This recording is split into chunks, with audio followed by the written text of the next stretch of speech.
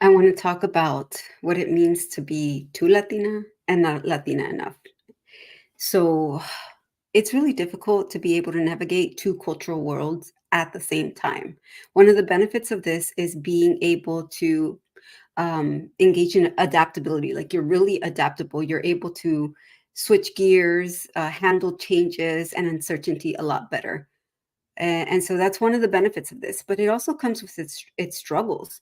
Like, for example, at home, I'm too assertive. At work, I'm not vocal enough. And that has always been something that I've had to navigate, being able to code switch. And at the end of the day, I'm like, well, who am I really? Am I really the assertive one? Am I really the shy, more passive, more let others have the opportunity first? And then I used to put myself back or put myself in the background and not raise my hand and like give my perspective and share my ideas. There was a bit of imposter syndrome going on there too. And why is that, by the way? Well, because I don't see enough people who look like me. And when you take into account the double, triple, or even quadruple levels of marginalization. For me, in my case, it's not just being of Mexican descent, it's being of Mexican descent Latina, first gen, and working class. That's four right there. Not to mention, if we are also neurodivergent, if we are also gay or lesbian or bisexual or any of the other minority identities when it comes to sexual orientation.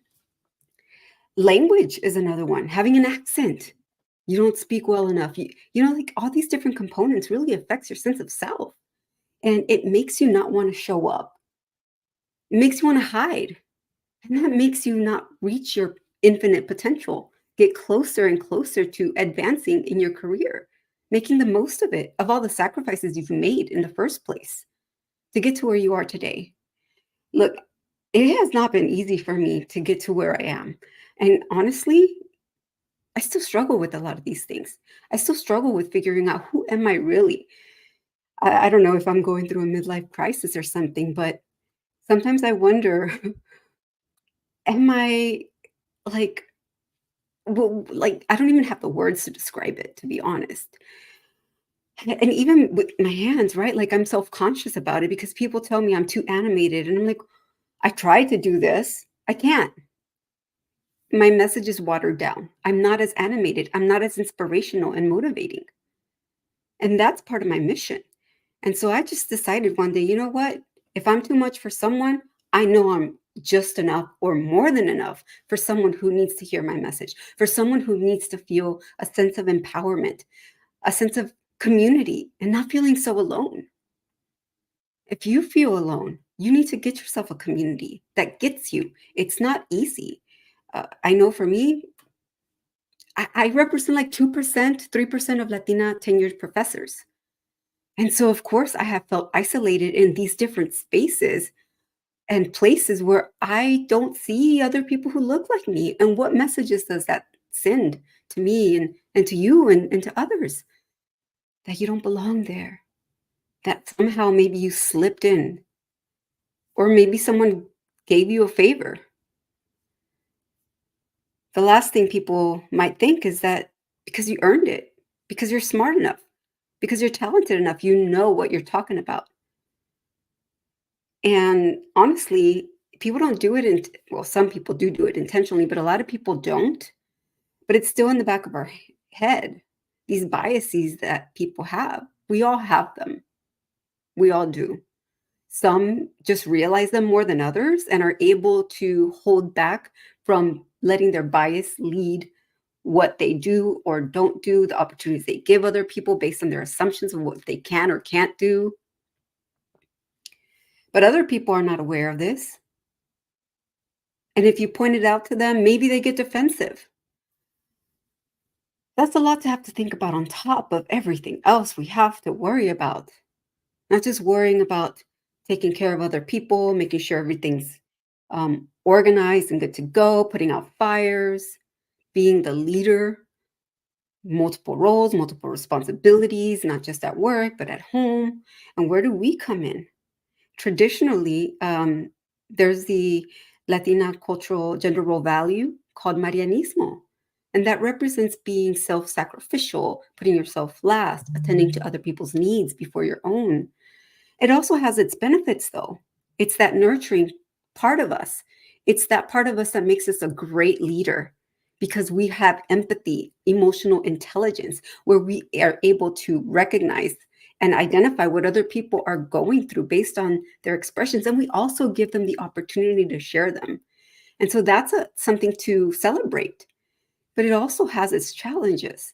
And then how we show up as Latinas in these different spaces, having to adjust ourselves based on who's in the room and where we're at with those people. Like if we feel small, we're going to hold back.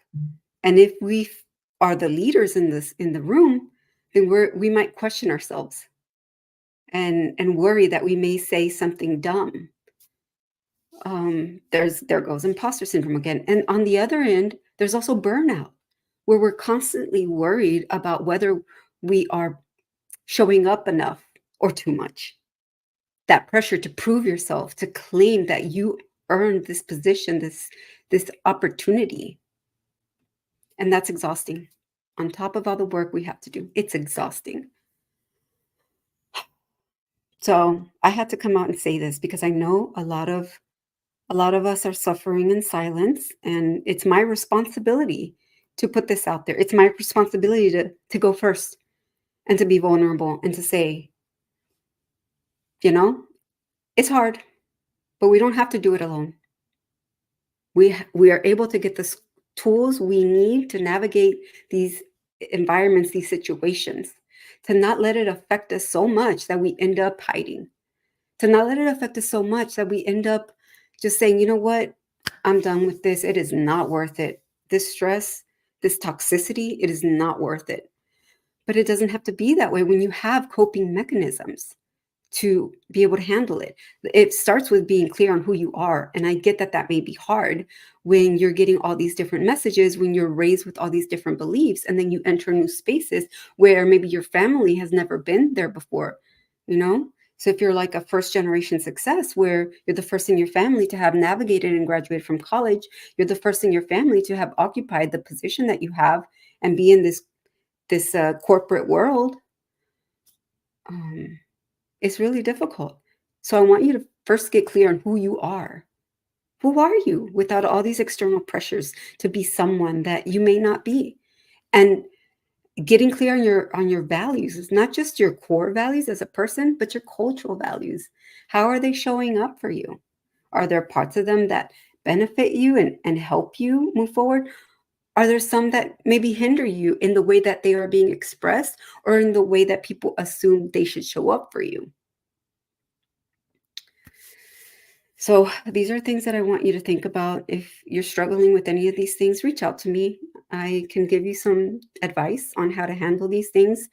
I know it's difficult for me to address all the different nuances and the different ways that this shows up for people. But if you share with me in confidence um, what you're going through, I will be able to give you specific advice for your specific situation. You don't have to go through this alone. I'm here to support you. Find a community of other like-minded women who understand where you're coming from, what you're experiencing on a day-to-day basis, and who are also ambitious women who want to show up and give their best, but as their full authentic selves. And we need to figure out what that looks like in the first place. I'm Dr. Lizette. I'll see you next time.